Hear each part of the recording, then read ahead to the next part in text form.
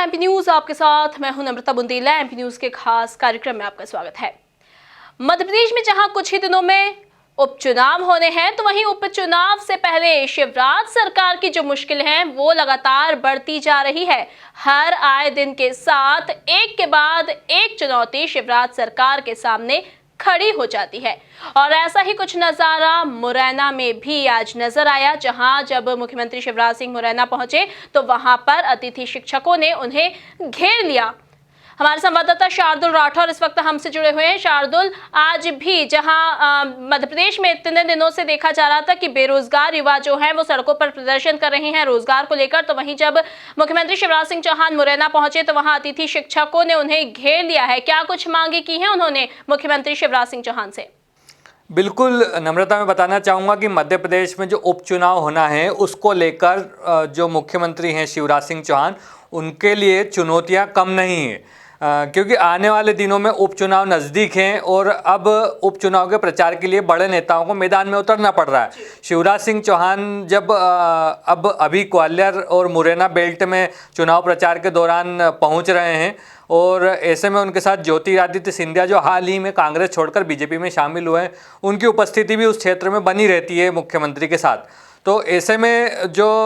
दृश्य देखने को मिल रहा है वो कहीं ना कहीं चुनौतियों भरा दृश्य देखने को मिल रहा है, क्योंकि शिवराज सिंह चौहान ने जो अपने सत्ता हासिल की थी कांग्रेस की सरकार गिराकर, तो कहीं ना कहीं वो जो सत्ता है वो एक कांटों की ताज की तरह है जब तक उपचुनाव नहीं हो जाते। तो ये जो विरोध का सामना करना पड़ रहा है ये इसलिए करना पड़ रहा है क्योंकि जो कांग्रेस है उससे जुड़े हुए जो कार्यकर्ता हैं या उनसे जुड़े हुए लोग हैं वो कहीं ना कहीं सरकार को चुनौती प्रदान करना चाहते हैं, ऐसे ऐसे मुद्दों को उठा रहे हैं जिनसे शिवराज सिंह चौहान की जो चुनौतियां हैं वो बढ़ती जाए। ऐसे ही जो मुद्दा पिछले दिनों हमको देखने को मिला युवा बेरोजगारों का, जिसको लेकर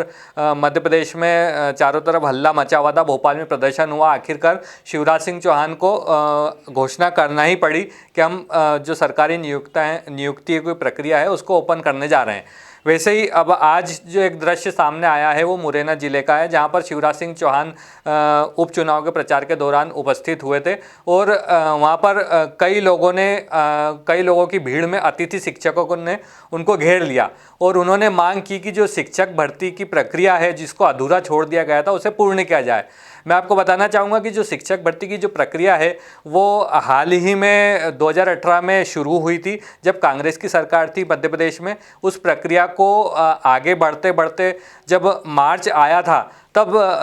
जो बीजेपी की सरकार आई थी उन्होंने यह कहकर रोक दिया था कि कोरोना काल चल रहा है इसलिए सब चीज़ें रोक दी गई है। अब ऐसे में जो शिक्षक भर्ती प्रक्रिया में चयनित उम्मीदवार थे जिनकी प्रक्रिया करीब करीब 80% तक पूरी हो चुकी थी, अब सिर्फ उनकी नियुक्ति और डॉक्यूमेंट वेरिफिकेशन का जो काम बाकी था उस काम में देरी की गई और उस काम में देरी के साथ साथ सरकार ने कोरोना के आड़ लेते हुए इस प्रक्रिया को आगे बढ़ा दिया गया। तो ऐसे में लगातार जो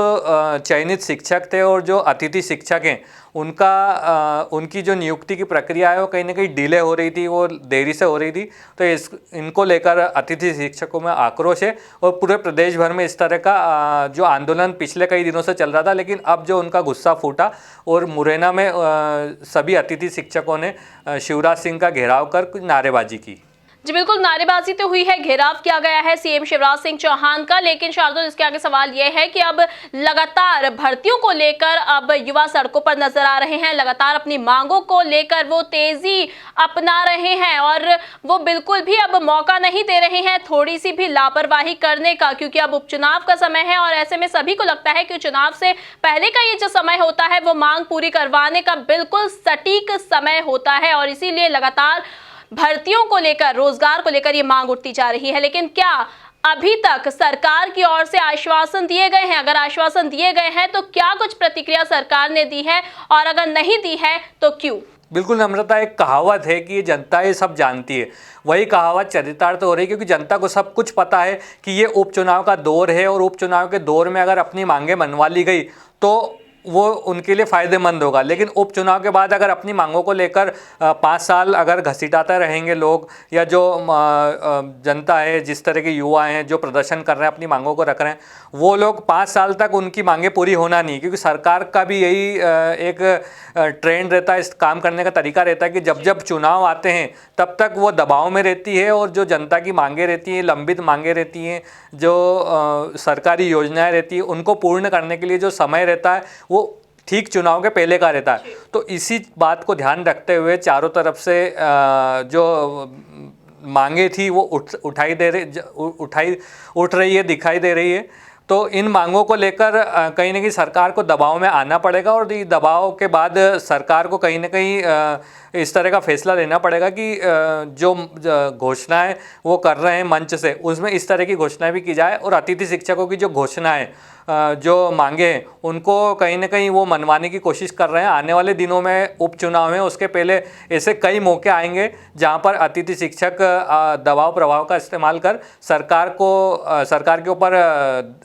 जो नियुक्तियां उसको देरी का आरोप लगाएंगे, और उनको दबाव बनाकर कहीं ना कहीं जो अतिथि शिक्षकों की भर्ती प्रक्रिया उसको पूर्ण कराने की कोशिश करेंगे। एक और बात बताना चाहूँगा मैं कि अतिथि शिक्षक पिछले कई दिनों से प्रदेश भर में जिस तरह का आंदोलन कर रहे हैं, उसमें एक कदम और आगे बढ़ाते हुए जो अतिथि शिक्षक हैं वो कोर्ट जाने की तैयारी भी कर रहे हैं इस मामले को लेकर, क्योंकि कहीं ना कहीं उम्र का बंधन भी उनकी नियुक्तियों में परेशानी खड़ा कर सकता है। क्योंकि लगातार जो भर्ती की प्रक्रिया है वो अगर समय पर नहीं हो पाई तो कहीं ना कहीं जो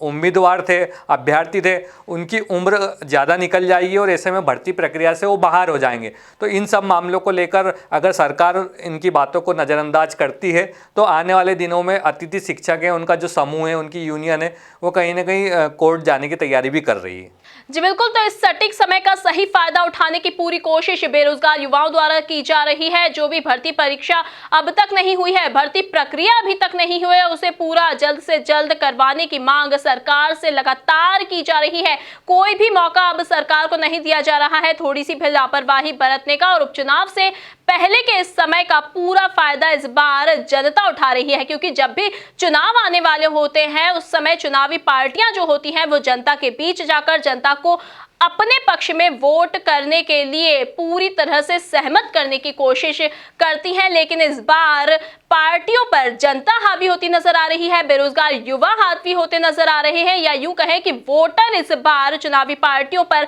हावी होते नजर आ रहे हैं। अब देखने वाली बात होगी कि अतिथि शिक्षकों की जो मांगे हैं, जिसके लिए उन्होंने शिवराज को घेरा है, सीएम शिवराज को घेरा है, वो मांगे अब कब तक पूरी हो पाती हैं, और कब तक सरकार बेरोजगारों को खुश कर पाती है रोजगार देकर। ताजा तरीन खबरों के लिए आप बने रहिए हमारे साथ, देखते रहिए एमपी न्यूज। नमस्कार।